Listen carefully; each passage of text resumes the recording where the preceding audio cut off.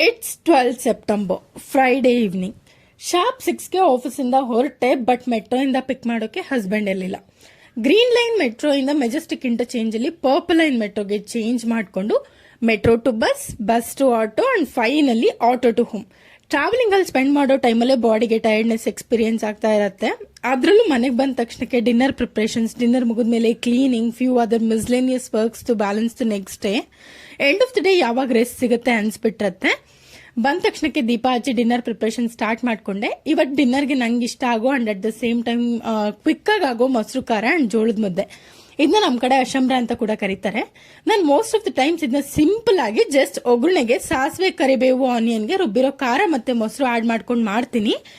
But sometimes even onion ಜೊತೆ ಸೌತೆಕಾಯಿ ಅಥವಾ ಒಂದ್ ಕುದಿ ಬೇಯಿಸಿರೋ ಬದನೆಕಾಯಿ ಅಥವಾ ಸೀಮೆ ಬದನೆಕಾಯಿ ಸೇರಿಸ್ಕೊಂಡ್ರೆ ಇನ್ನೂ ಟೇಸ್ಟ್ ಸಖತ್ತಾಗಿರುತ್ತೆ.